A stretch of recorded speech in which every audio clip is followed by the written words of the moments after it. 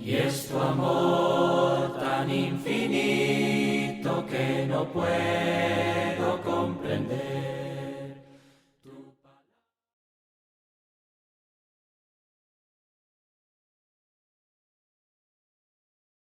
Bien, le agradecemos por continuar con nosotros en este estudio en cuanto al alcohol y la Biblia, el vino fermentado y la Biblia. Ya hemos visto varios puntos, vamos en el tema número 8 y todavía no entramos a los argumentos del Nuevo Testamento que nos dicen para tratar de ellos probar, ¿verdad?, que Dios autorizó la moderación el alcohol, ¿verdad?, el uso del alcohol como forma recreativa en el Nuevo Testamento.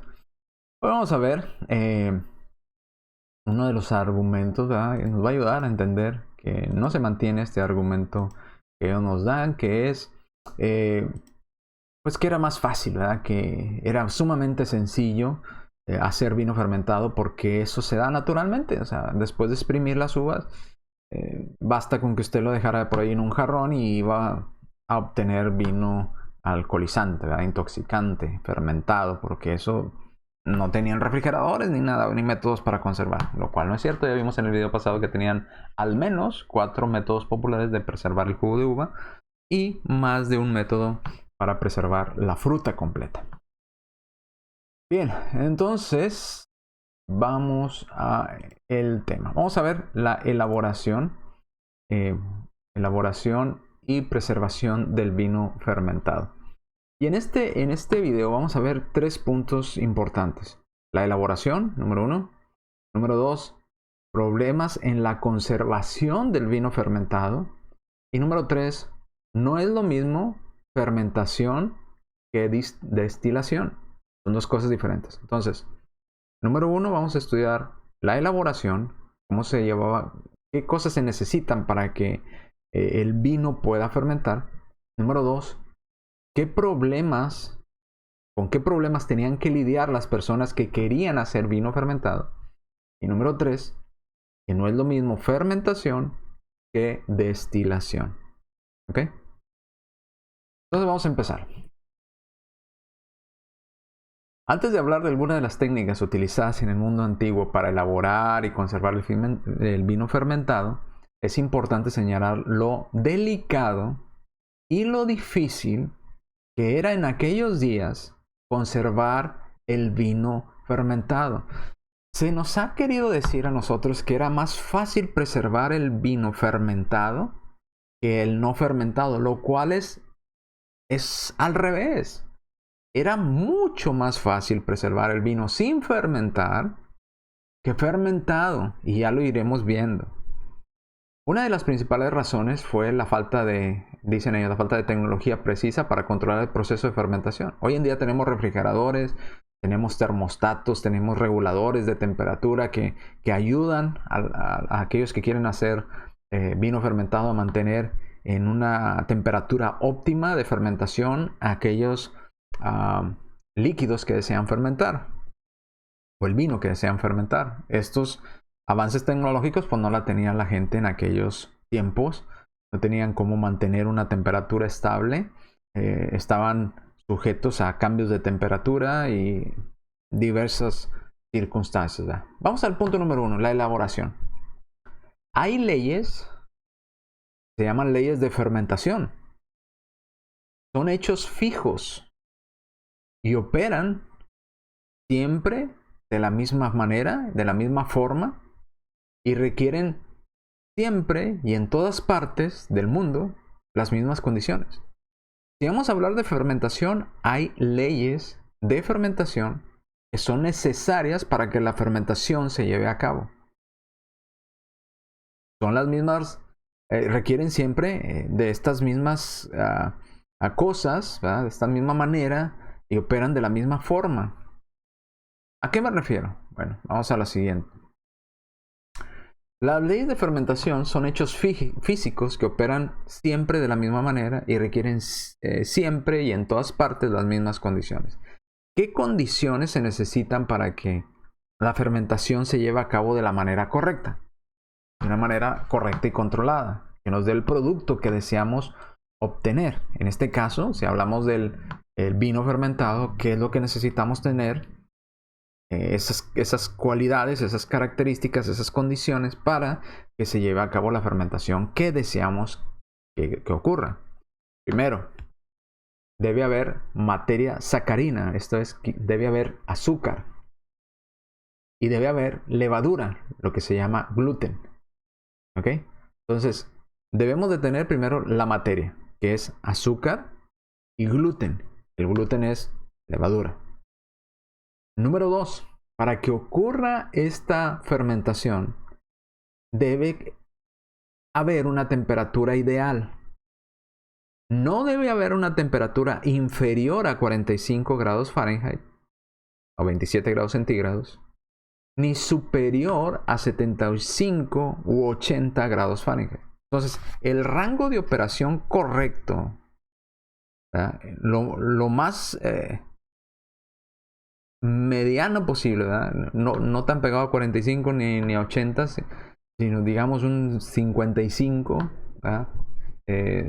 55, 60 sería lo ideal. Pero ocurre la fermentación, si existe la temperatura de 45 a 80, si usted quiere, como miramos, dicen unos 75, otros dicen 80 grados Fahrenheit. Y esto es muy difícil de hacer en un lugar donde las temperaturas de agosto a octubre, que es allá en el Medio Oriente, donde vivió nuestro Señor Jesucristo, donde predicó nuestro Señor Jesucristo, es sumamente complicado, donde las temperaturas desde agosto hasta octubre superan los 100 grados Fahrenheit. 105, 110, 115. Y en las noches, de agosto a octubre, la temperatura no baja a menos de 86 grados, 85 grados Fahrenheit. Y esto lo hemos tomado de Thomas, ahí está la cita, de antigüedades bíblicas y otras autoridades que han ido a investigar este tema de la temperatura, y de agosto a octubre no podrían ellos hacer vino fermentado por, obviamente, las temperaturas tan altas que hay en esas fechas. Pero supongamos que encontraron la forma, metiéndolo quizás como miramos a cisternas o cosas así, vamos a suponer. Entonces, la materia tenía que haber azúcar, pero tampoco mucha azúcar, porque mucha azúcar tampoco ayuda a que fermente correctamente. Levadura, pero no mucha levadura, porque mucha o poco levadura tampoco ayuda. Temperatura, que debe ser de 45 a 80 grados Fahrenheit. El jugo debe tener cierta consistencia. ¿A qué me refiero?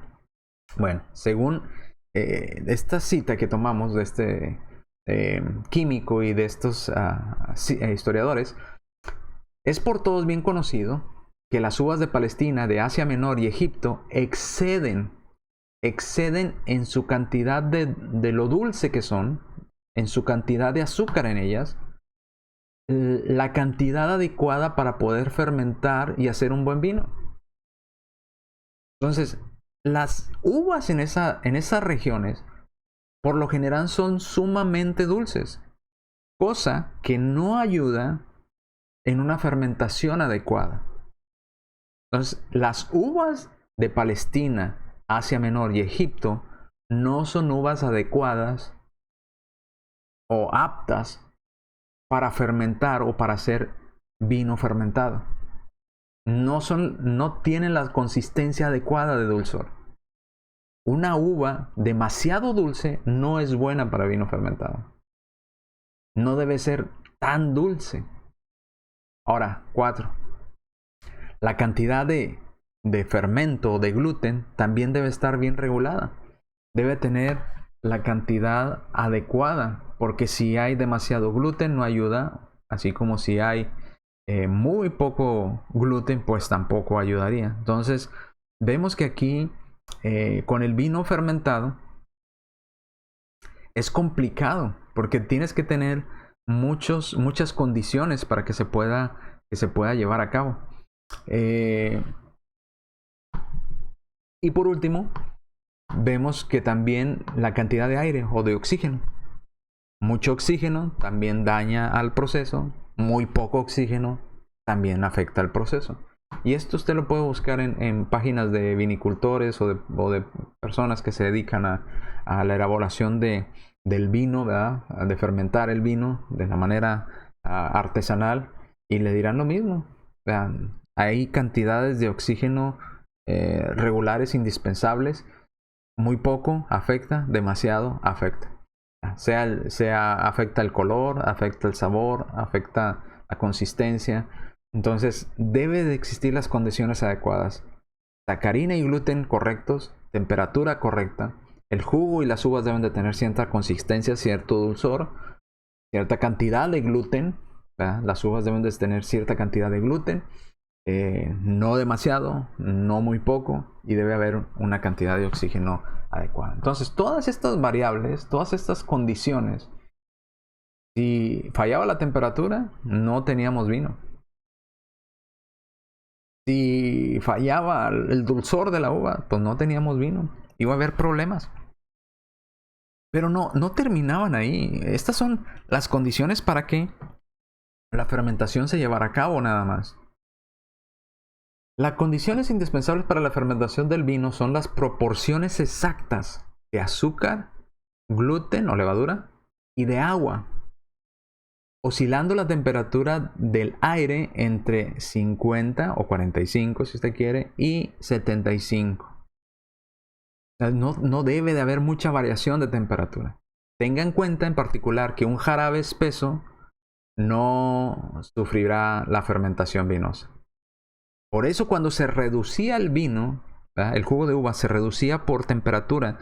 ¿Sí? Al irse evaporando el agua de la uva y se iba concentrando, la cantidad de azúcar se iba haciendo más presente porque había menos agua, menos líquido en el cual disolverse. Y al haber más cantidad de azúcar en esa solución, pues ya no fermentaba. Junto, ¿verdad? Hablando con todas aquella levadura que fue, o microorganismos que fueron muertos por el calor, pero aquellos que sobrevivieron no iban a poder sobrevivir en esa cantidad de exceso de azúcar. Un exceso de azúcar no es favorable para el proceso. Lo único que va a suceder, ¿verdad? Si hay exceso de azúcar, es que se va a hacer ácido o se va a hacer agrio, ¿verdad? El vino. Esto demuestra que no era más fácil hacer vino fermentado que vino no fermentado. El no fermentado era más fácil de elaborar, simplemente se exprimía la uva suavemente, se hervía, ¿verdad? Se iba reduciendo un cuarto o un tercio y quedaba listo para beber, ¿verdad? Simplemente se tomaba un poco de ese jarabe con agua y se tenía vino no fermentado para mucho tiempo. Sin embargo, vino fermentado necesitabas temperatura específica que no variara, necesitabas la cantidad correcta del dulzor de la uva, de levadura correcta, ¿verdad? De oxígeno, muchos aspectos que tenías que tener en cuenta para elaborarlo. Ahora, no acababa ahí. Una vez que, por ejemplo, ya tenías la temperatura adecuada, el tipo de uva adecuada, el dulzor, la fermentación adecuada, el oxígeno adecuado, ya tenías todo, ya habías iniciado el proceso y va todo bien.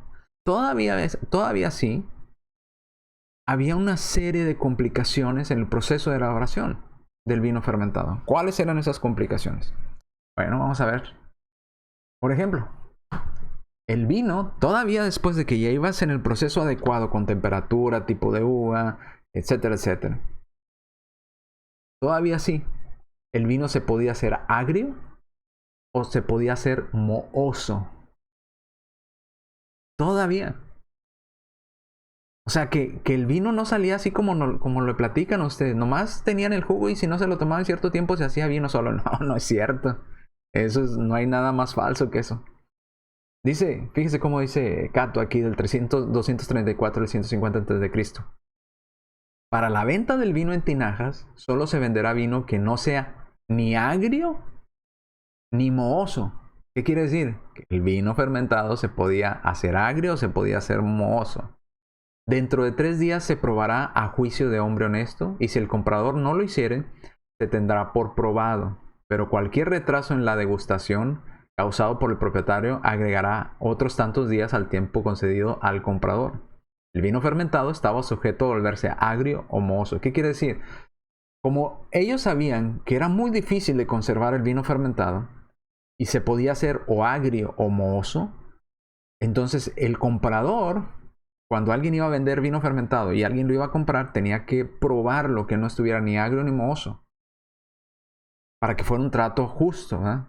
Para que no le vendieran vino echado a perder. Ahora, Cato prescribe algunas precauciones para evitar que el vino se volviera agrio o se volviera mohoso. Fíjese todo lo que tenían que hacer. Dividir las uvas recolectadas cada día después de limpiarlas y secarlas en partes iguales entre las jarras. Si es necesario, añadir al vino nuevo una cuarentava parte de mosto cocido de uva sin pisar, o 1,5 libras de sal de culeus, medida líquida. Si usa polvo de mármol, agregue 1 libra de este tipo de sal. Mezclar todo con el mosto en un recipiente y luego verter en la jarra. Si se usa resina, pulverícela completamente 3 libras hasta el cultivo del mosto, colóquela en una canasta, suspendan en el frasco del mosto, agite la cesta con frecuencia para que la resina se disuelva. Cuando use el mosto hervido o polvo de mármol o resina, remueva frecuentemente durante 20 días y presione hacia abajo diariamente. Todo esto tenían que hacer para que el vino fermentado no se les volviera agrio o mohoso, ¿eh? Utilizaban polvo de mármol, resinas, sales, mismo mosto, ¿verdad? Vino hervido, lo utilizaban, ¿verdad? Vino hervido para tratar de limpiar o de ayudar a que no se les agriara o se les saliera moho en el vino que habían fermentado. Entonces no era fácil de hacer, no se hacía solo, era muy complicado de hacer. Productos para tratar de conservar el vino fermentado. ¿Qué utilizaban? Otra vez, ¿qué utilizaban para preservar las frutas? Mosto hervido, jugo de uva hervido. También lo usaban para tratar de salvar ese vino que se les estaba oliendo mal o haciendo mozo o agriando. Dice mosto hervido, sal, polvo de mármol, resina. Y a pesar del uso de tales conservadores que usaban, todavía se desarrollaron problemas con el vino fermentado. Todavía sí, a veces no podían salvar aquel vino fermentado, ¿verdad? Ahora, también se les podía volver vino ácido o con mal olor. Cato en el capítulo 107 y 110, ¿verdad? de Cato en Agricultura, dice, se refiere a algunos de estos problemas. Uno de ellos era el mal olor que desprendía el vino. Y este mal olor lo absorbía de los bordes de las tinajas. Otros problemas era el vino que se volvía ácido o con mal olor. Para remediar el problema del mal olor de las alas, Cato prescribe la preparación de una crema. Esta crema tenía que estar compuesta de mosto hervido, jugo de uva natural hervido, hecho más azucarado, lirio triturado y meliloto de Campania. Estos ingredientes debían mezclarse y dejarse hervir a fuego lento, ¿verdad? El mosto, el lirio y el meliloto de Campania, hervir a fuego lento, para que hiciera un tipo de crema resultante, y se untaba sobre los bordes de las jarras para ayudar a que se quitara la acidez y el mal olor. Ahora, para endulzar el vino amargo, para tratar de salvarlo cuando se les había amargado, lo que hacían era lo siguiente, según Cato, también en su libro de Agricultura. Dice, haz 4 libras de harina de arveja y mezcla 4 de vino con mosto hervido. Haga pequeños ladrillos y déjelos en remojo durante una noche y un día. Luego disolver con vino en la jarra y sellar 70 días después. Entonces era una complicación. Todavía después de que ya tenía las condiciones adecuadas para que fuera fermentando, todavía después venían las enfermedades del vino, ¿verdad? Que se te podía agarrar mal olor, podía hacerse mohoso, podía acidificarse, podía avinagrarse, en fin. Ahora dice, para vino ácido y con mal olor, también otra cita nos dice, este procedimiento era para hacer el vino dulce y de buen olor. Es de suponer que esto no siempre sucedió, porque en el siguiente capítulo Catón da otra receta. Entonces, intentaban una receta, no lo pude salvar, bueno, intenta la siguiente receta, a ver si lo puede salvar, no lo pude, bueno, intenta la siguiente receta que nos da, a ver si podemos salvarlo de este mal olor y de este sabor ácido que está tomando, ¿verdad? Vamos a ver cómo lo salvamos. Entonces dice, es calentar bien en el fuego un trozo de teja gruesa y transparente. Cuando esté caliente, cúbralo con brea. Ate una cuerda, bájelo suavemente hasta el fondo del frasco y déjelo sellado durante 2 días. Si el mal olor se elimina la primera vez, eso será lo mejor. Si no, repetir hasta eliminar el mal olor. Entonces, era complicado. Así es que quitemos de nuestra mente eso de que el vino era bien, el vino fermentado era bien fácil de hacer. Nomás exprimía las uvas, se dejaba ahí y solito se hacía. No es cierto. Eso no es verdad. Nada más lejos de la realidad. Preservación de vino fermentado con mosto hervido. Como hemos visto, utilizaban mucho el mosto hervido, el jugo de uva sin fermentar, hervido, como una forma de preservar. En este caso se utilizaba para preservar el vino fermentado. Entonces, ¿qué era más duradero? Y esto nos lleva a preguntarnos, ¿qué se preservaba mejor? ¿El vino hervido o el vino fermentado? Pues obviamente, si el vino hervido se utilizaba para preservar el vino fermentado, entonces era mucho más sano, saludable y se preservaba mejor el vino hervido que el vino fermentado. Porque uno ayudaba a la preservación del otro.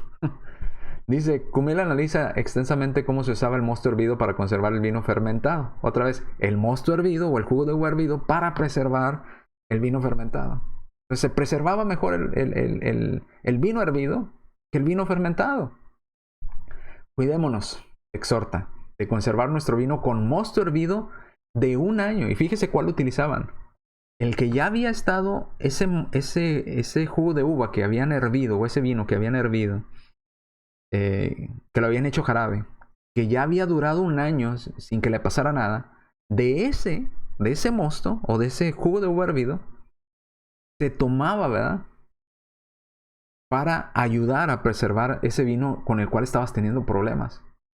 Entonces, por eso dice, cuya solidez ya ha sido probada. ¿Qué quiere decir? Ese jugo de uva que herví ya me ha durado 1 año y no se ha echado a perder. Bueno, de ese voy a tomar y lo voy a poner para preservar el vino fermentado.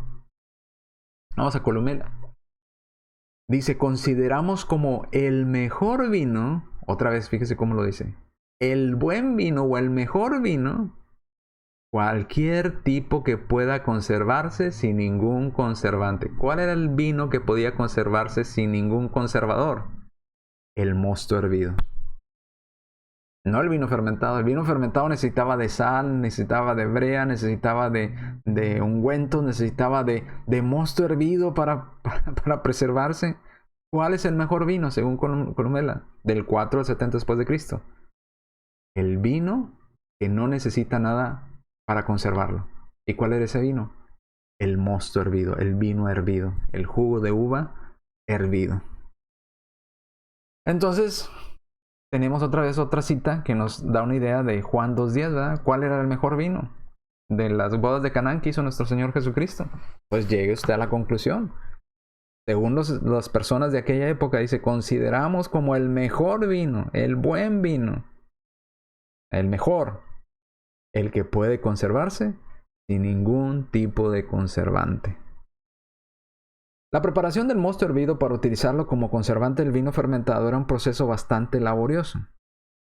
Implicaba no solo la reducción pausada del mosto a la mitad, o 1/3 de su volumen original, sino también la adición de conservantes como, fíjese, la mezcla se tomaba para que fuera más seguro de que iba a funcionar. El mosto hervido que ya tenía 1 año, de ese se tomaba, pero no se echaba nada más el mosto, se tenía que agregar más cosas. Dice, se agregaba conservantes como la brea, la resina trementina. También se añadían especias como la hoja de nardo, el costus, una planta aromática de India, el dátil, el junco angular y el junco dulce, mirra, canela, bálsamo y azafrán. Todos estos los ponían a hacer un tipo de crema, un tipo de ungüento, un tipo de medicina, ¿verdad? Para tratar de curar y de salvar el vino fermentado. Entonces el mejor vino no era el fermentado. El mejor vino era el que no necesitaba ningún conservante, nada añadido, ni junco, ni mirra, ni canela, ni bálsamo, ni azafrán, ni resinas, ni nada de eso. Seguimos. Preservación de vino fermentado con mosto hervido de 1 año. A esta compleja preparación se mezclaban finalmente con el vino. Conserva la proporción real de la mezcla dependía de la calidad del vino, como explica Columela.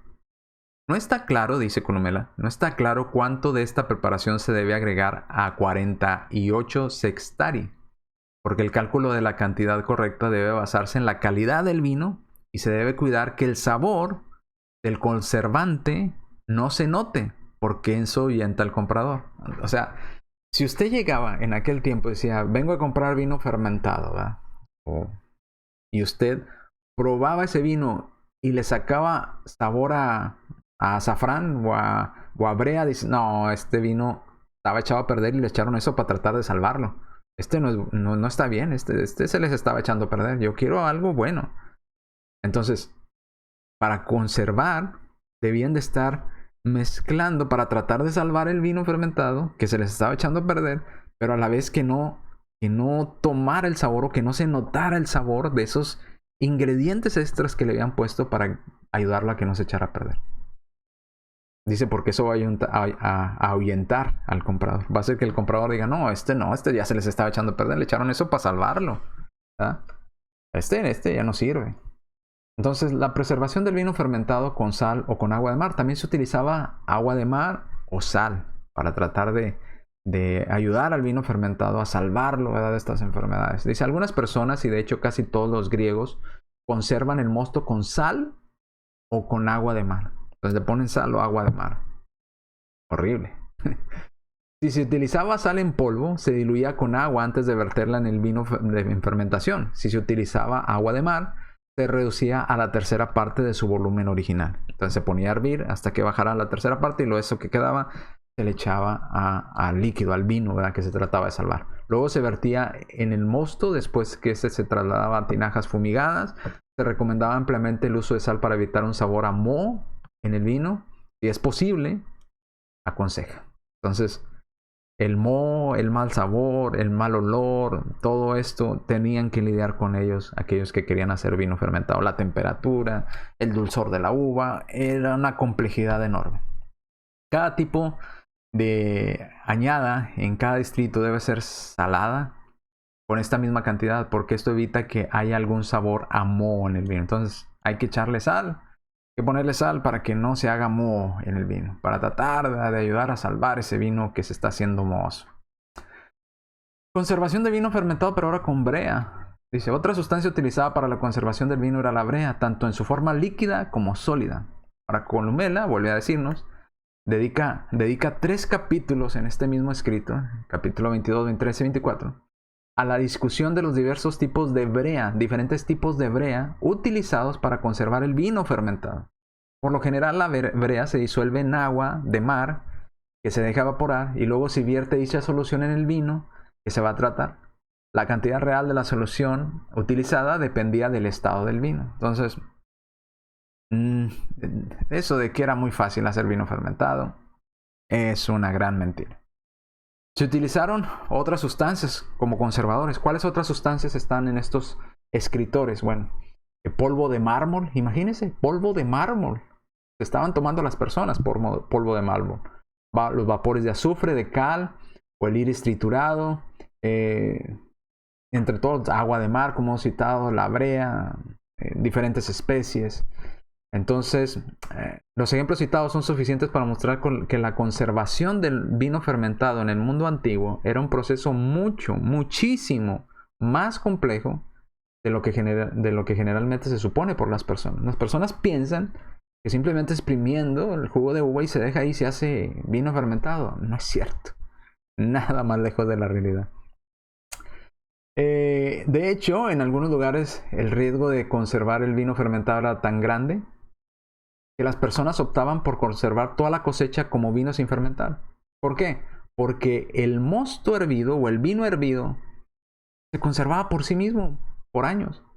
Pero el vino fermentado agarraba mal olor, mal sabor, se agriaba, se avinagraba, le salía moho, tenía enfermedades, tenías que estarlo cuidando, que no, las temperaturas, era demasiado complejo.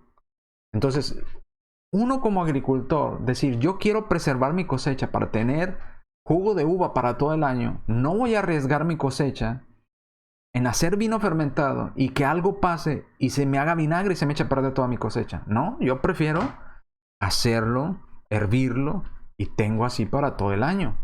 ¿Por qué voy a arriesgar la cosecha de todo un año porque se me haga moho en el vino y se me eche a perder y pierda todo ese año de cultivo? Por eso dice, los agricultores y las personas en aquel tiempo optaban preferentemente guardar sus vinos sin fermentar. Porque la fermentación y fermentarlos era suma y sigue siendo complejo.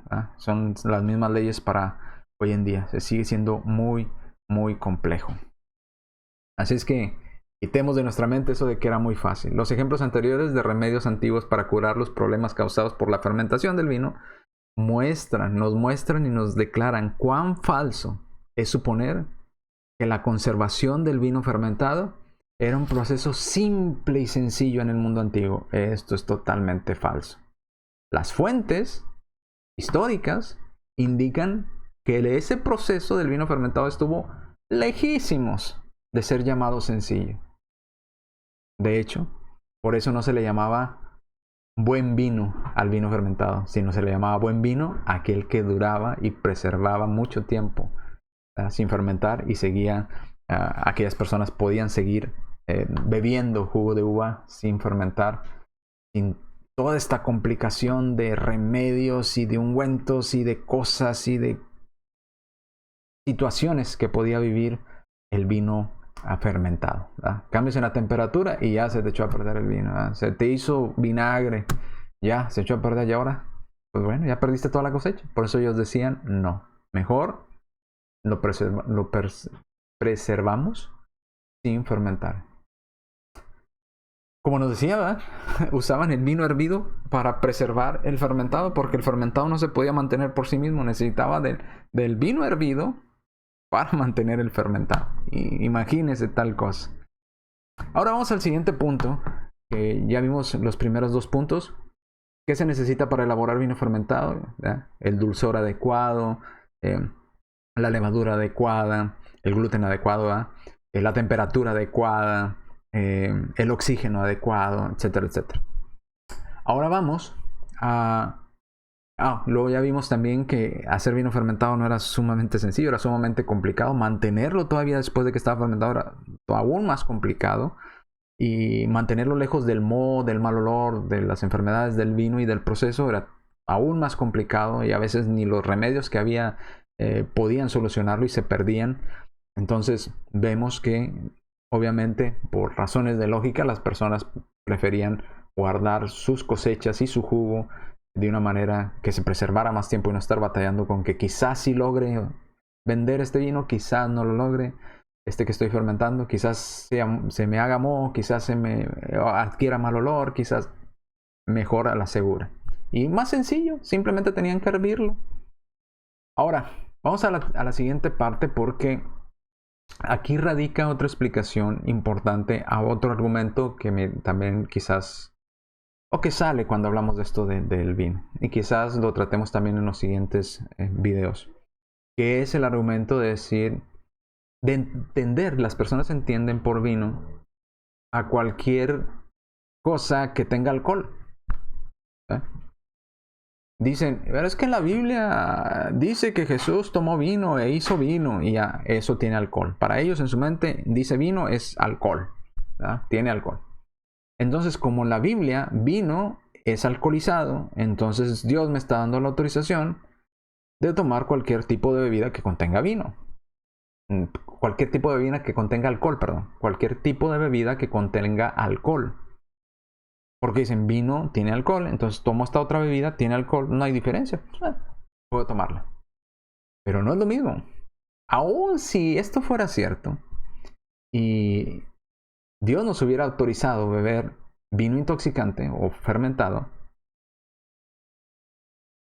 cualquier bebida de las que han sido destiladas excederían esa moderación que claman las personas. ¿Por qué? Porque no es lo mismo fermentación que destilación. Son dos procesos totalmente diferentes. Y en la época de nuestro Señor Jesucristo no existía la destilación, existía la fermentación. ¿Cuál es la diferencia? Bueno, vamos para allá. Esa es la fermentación. En esta parte de aquí, color rojo, está un barril con vino de aguas exprimidas. Y usted puede ver toda esa capa que hay arriba, que es como una especie de espuma. En la parte de más hacia allá, después de aquel lado, color cafecito, está unas pilas, ¿verdad?, de acero inoxidable, donde se está fermentando la cebada, para la cerveza. Y usted puede ver en la parte de arriba una capa espumosa, ¿verdad?, que se genera por el proceso de fermentación. ¿Qué es fermentación? Si vamos al diccionario, Oxford dice que es un proceso bioquímico por el que una sustancia orgánica se transforma en otra.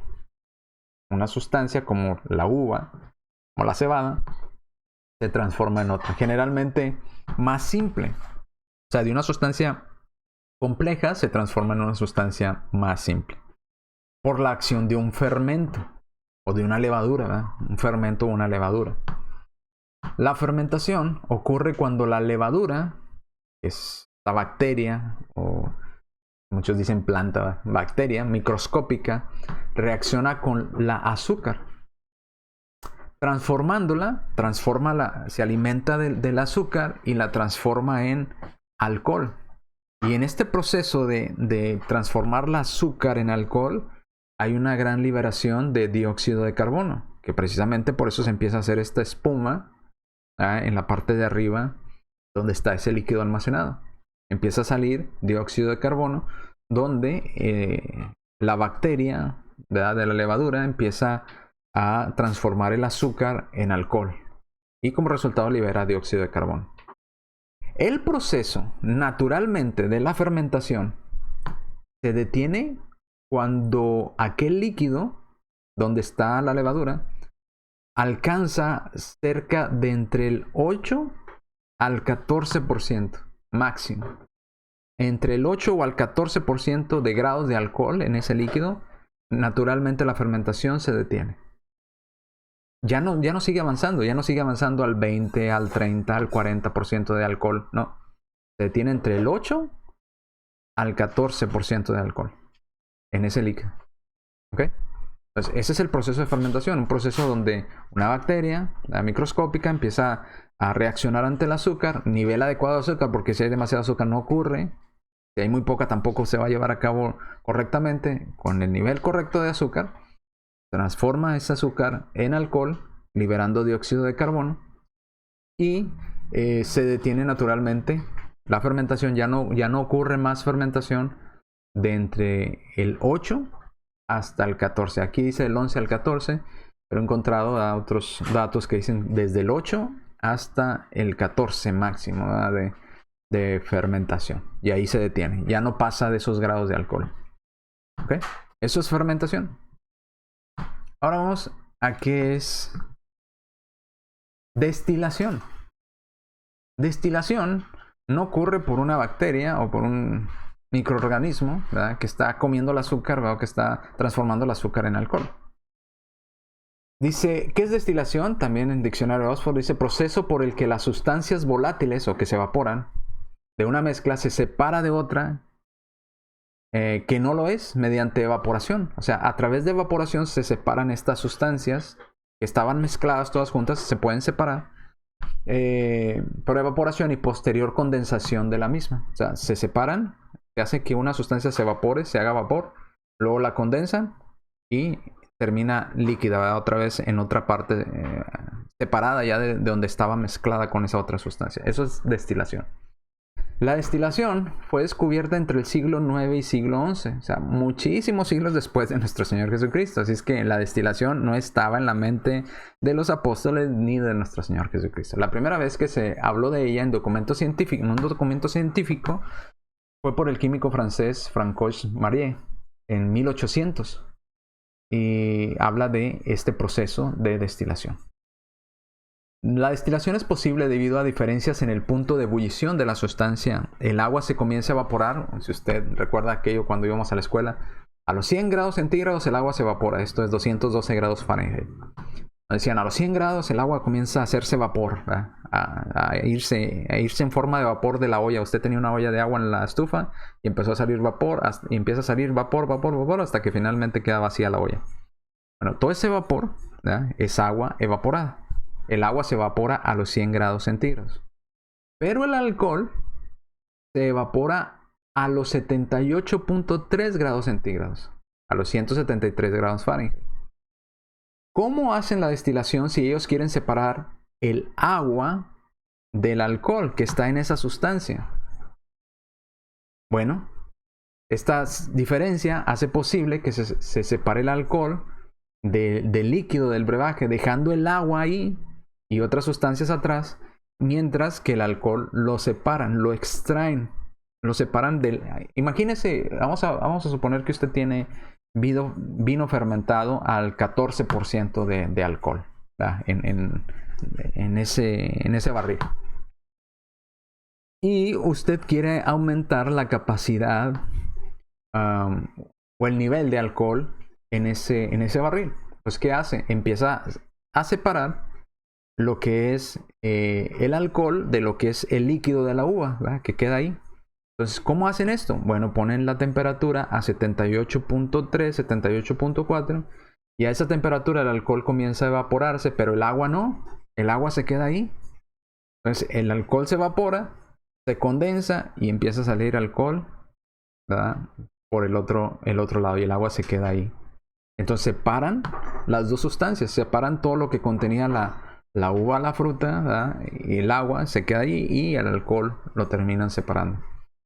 Y esto pues simplemente calentando las sustancias de 78.3 grados centígrados, pero menos de 100, para que el agua no se evapore junto con el alcohol, la cual luego de evaporada es recondensada otra vez, se vuelve a hacer líquido y así obtienen unos grados de alcohol increíbles, ¿verdad?, que esto no se lograrían por ningún tipo de fermentación. Mire, aquí está, le comparto aquí el proceso, ¿verdad?, de lo que se hace en la destilación. Un ejemplo, si usted quiere destilar agua salada, porque usted y yo sabemos que no podemos beber agua de mar porque moriríamos, ¿verdad?, por la cantidad de sal y de sustancias que contiene el agua de mar, el agua salada. Entonces, para poder beber agua de mar sin la sal o separarlo, lo que tenemos que hacer es calentarlo, o sea, ponerlo en un recipiente, aquí está, con la flama, y ponemos agua salada en esta parte de aquí, ¿verdad? Esta parte de aquí, agua salada.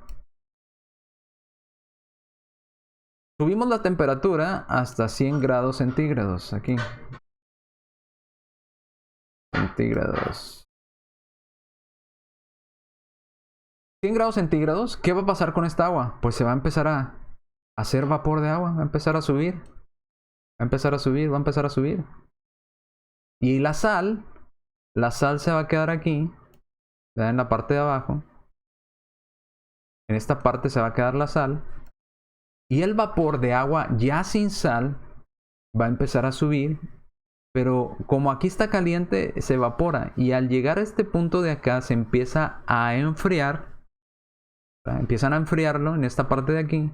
Y al enfriarse, obviamente cuando el vapor de agua se enfría, empieza a generar las gotitas de agua, las cuales van a caer por aquí. Y van a llegar a este recipiente de aquí, el cual se va a llenar con agua, pero sin sal. Vamos a tener agua sin sal. Toda la sal se queda aquí y aquí vamos a tener agua destilada. Agua Agua. Qué difícil es con este mouse. Ok, entonces eso es destilación. Separar algo que estaba unido, ¿verdad? Un líquido que estaba unido, sal, ciertos químicos, ¿verdad? Ciertos componentes, ¿verdad? Que tenía esa agua. Lo calientas porque sabes que el agua se empieza a evaporar a 100 grados. Lo pones a 100 grados y el agua va a empezar a hervir y va a empezar a evaporarse.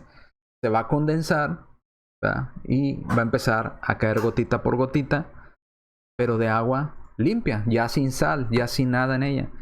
¿Cuál es el resultado que vamos a obtener al final? Cuando se acabe toda el agua que está aquí, usted va a ver que va a quedar una costra, ¿verdad? Ahí, toda la parte de abajo, con sal, minerales y cosas ahí. Pero acá, de este lado, usted va a tener agua pura, ¿verdad? Agua sin ningún tipo de sal, ni de mineral, ni de nada. Ahora, ¿qué hacen con el vino? El mismo proceso, pero lo hacen de esta manera. Ponen el líquido que quieren destilar, sea vino, sea lo que sea. Lo ponen aquí, en esta parte de aquí. Ponen fuego en esta parte de aquí, que es un horno, ¿verdad? Esto de aquí es un horno, está caliente. Empieza a hervir, se empieza a evaporar el alcohol, pero aquí, mientras que acá era a 100 grados centígrados, aquí va a ser a 78, ¿verdad? 78 grados, 78.3 .3 .3 grados centígrados, grados centígrados.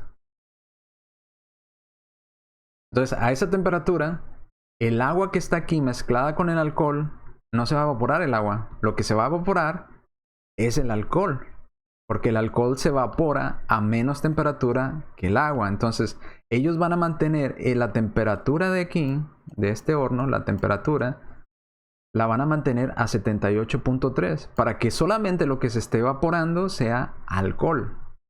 Entonces, se evapora el alcohol, va por aquí, ¿ah? Viene pasando todo el vapor del alcohol por esta parte de aquí. Y en esta parte tienen otro proceso donde hay refrigerante, ¿verdad? Está helado aquí. Esta parte de aquí está helado. Y lo hacen pasar por una serpentina donde va bajando como la de los radiadores. Va bajando, va bajando, va bajando. Y mientras más baja se va condensando. Lo caliente o el calor empieza a perder el calor y se empieza a condensar otra vez. Y se empieza a hacer otra vez líquido. El vapor de alcohol se empieza a hacer líquido. Y al hacerse líquido, porque ya perdió la temperatura nuevamente, obtienen acá, en esto de aquí, van a obtener alcohol, ¿verdad? Alcohol. Ya sin el agua, ya sin los demás componentes, todos los demás componentes se quedaron aquí, ¿verdad? El agua y lo demás se quedó acá en esta parte de acá. Y aquí van a tener alcohol destilado. Alcohol destilado, aquí en esta parte de aquí. ¿Okay? Separaron las sustancias. ¿Cómo?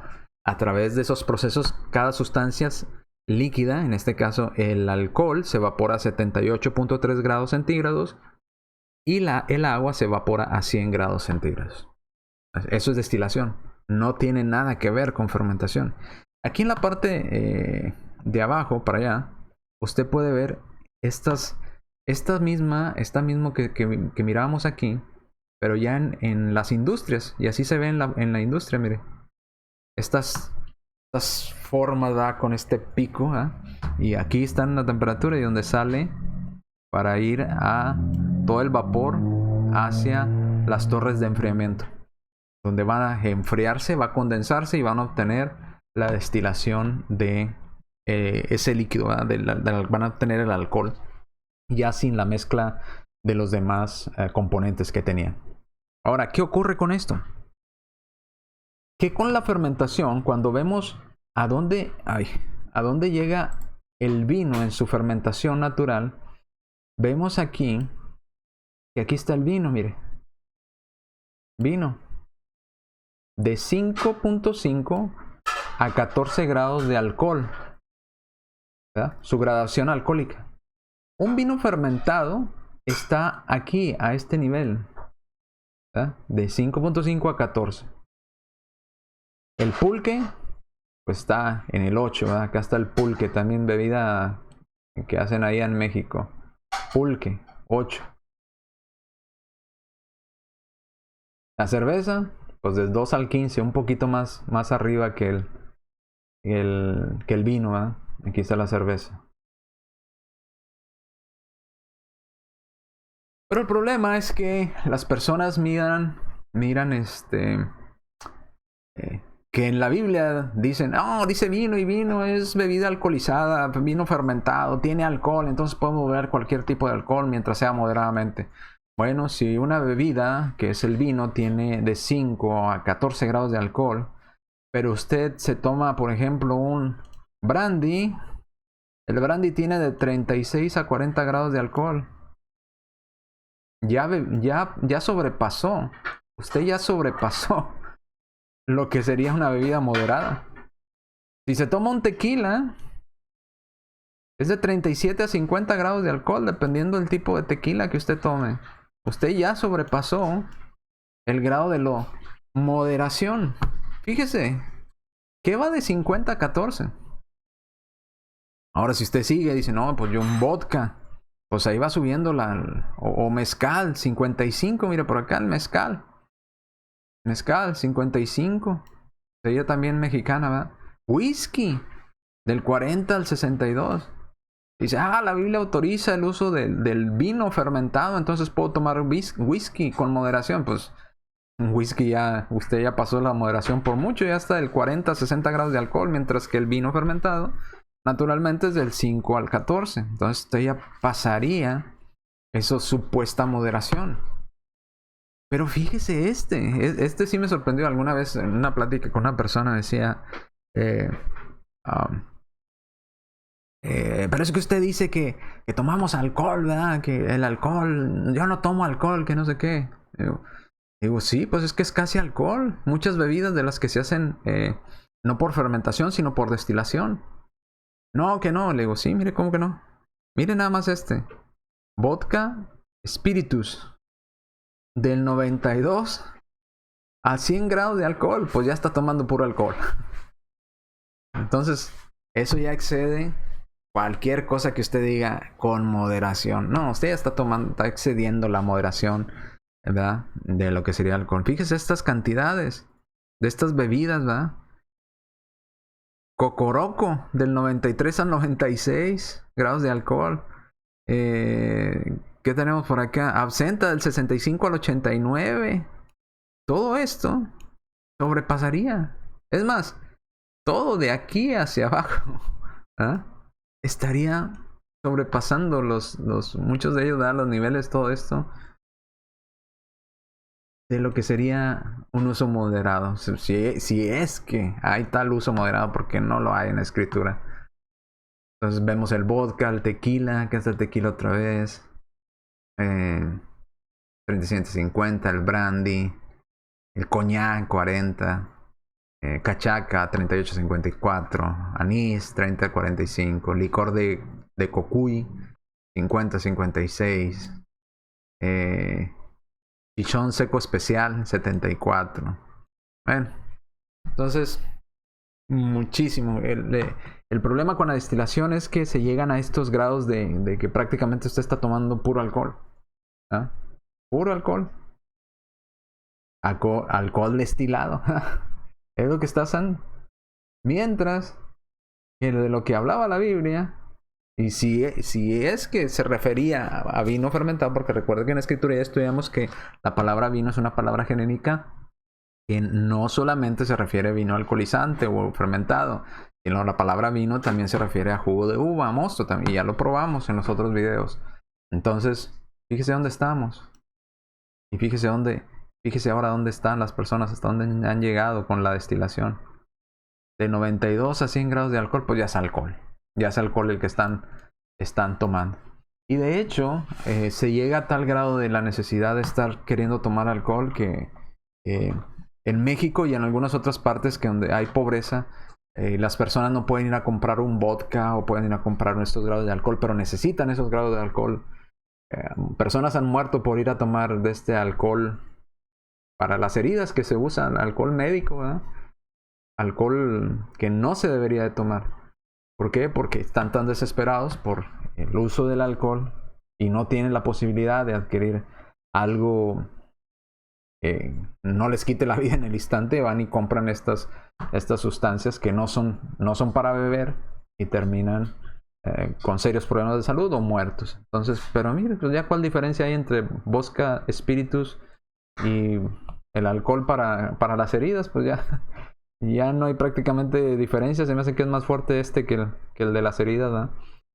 Pero bueno, entonces vimos que no es lo mismo fermentación que destilación. Y aún si así fuera el caso, que la palabra vino en la Biblia solo se refiriera al vino fermentado, suponiendo que no es así, como ya lo probamos, pero suponiendo.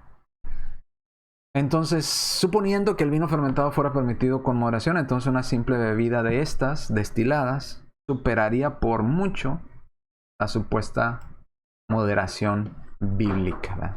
Que no hay tal cosa, pero suponiendo, ¿verdad? Así es que tengamos cuidado con esto, mis amigos y hermanos. Vamos a ir ahora, sí, vamos a iniciar la próxima semana, si Dios nos permite, con argumentos y pasajes usados a favor del uso moderado del alcohol. ¿Cuáles son los pasajes favoritos? 1. Jesús tomó vino fermentado en la cena del Señor. No es cierto. Ese es uno, ¿verdad? ¿Y por qué hacen esto? Porque si Jesús tomó vino fermentado en la cena del Señor, nosotros también podemos tomar vino fermentado. O vino alcoholizado. No. Segundo, Jesús hizo vino en las bodas de Canaán, vino fermentado. Entonces nosotros también podemos llevar a la boda, a hacer nuestras bodas y darle a la gente vino fermentado. No, también lo vamos a ver. Oh, pero Pablo le dice a Timoteo, toma un poco de vino por causa de tus constantes malestares, dolores que tienes ahí en tu estómago. Ahí está el vino fermentado. No, también lo vamos a explicar. Vamos a ver esas objeciones y aún otras más de estos pasajes que inmediatamente salen, siempre salen. El primero que salen siempre, generalmente, aunque están como de la mano, pero el primero que siempre arrojan es las bodas de Canaán. Jesús hizo vino y ahí está, es vino fermentado, vino con alcohol. Esa es una conclusión demasiado apresurada y sin tomar en cuenta lo que significa la palabra vino en las Escrituras. Y sin tomar en cuenta todos los detalles, ¿verdad? Ni registros históricos, ni nada. Por eso vimos todo esto primero antes de entrar a responder estos argumentos, para que usted entienda todo el contexto general y pueda llegar a una conclusión correcta. Bien, entonces lo esperamos en los próximos videos. Síganos acompañando, que vamos a iniciar con la explicación a estos pasajes del Nuevo Testamento y por qué no se está hablando de vino intoxicante, sino de vino en sentido de no fermentado. Bien, entonces gracias por acompañarnos, gracias por estar con nosotros y nos vemos en las próximas transmisiones. Misericordia es grande, oh Señor del universo, y es tu amor tan infinito que no puedo comprender. Tu palabra dulce y tierna, vida eterna mi alma dio, y tu gloria sempiterna mi camino